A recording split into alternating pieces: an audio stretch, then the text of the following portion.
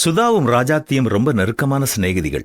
ஒரே பள்ளிக்கூடத்தில், அலுவலகத்தில் 2 பேரும் வேலைக்கு சேர்ந்த நாள் முதல் யார் என்ன கொண்டு வந்தாலும் ஒருவரோடு ஒருவர் பகிர்ந்து கொள்வார்கள். சுதாவிற்கு சாப்பிடுவதற்கு என்ன பிடிக்கும் என்பது ராஜாத்திக்கு தெரியும். அதே மாதிரி ராஜாத்திக்கு என்ன ரொம்ப விருப்பம் என்பது சுதாவிற்கு தெரியும்.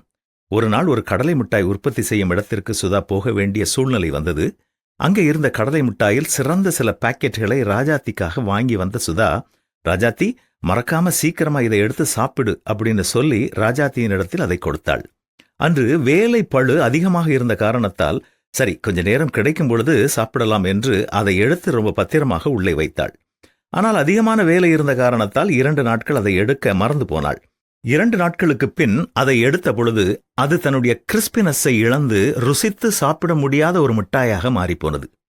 நம்முடைய வாழ்க்கையில நமக்கு யாராவது ஆலோசனை கொடுத்தால் அதை உடனடியாகவே நம்முடைய வாழ்க்கையில் செயல்படுத்த மறந்து போகக்கூடாது. சில நாட்கள் கழித்து அதை யோசித்து பார்த்தால் நாம் பயன்படுத்த முடியாத ஒரு வார்த்தையாக அது நமக்கு தெரியும். அல்லது நமது சூழ்நிலை மாறி, ஐயோ அந்த நல்ல வார்த்தையை நான் பயன்படுத்த மறந்து போனதால் எவ்வளவு பிரச்சனை என்று யோசிக்கக்கூடிய நிலைதான் வந்து சேரும். அதனால் நமக்கு யார் நல்ல ஆலோசனை கொடுத்தாலும் அதை உடனடியாக பயன்படுத்த வேண்டும். ஏற்ற சமயத்தில் சொன்ன வார்த்தை வெள்ளித்தட்டில் வைக்கப்பட்ட பொற்பளத்திற்கு ஒப்பானதாக இருக்கிறது என்று வேத புத்தகத்திலும் நாம் வாசிக்கிறோம். இனியாவது நாம் கவனமாக இருப்போமா?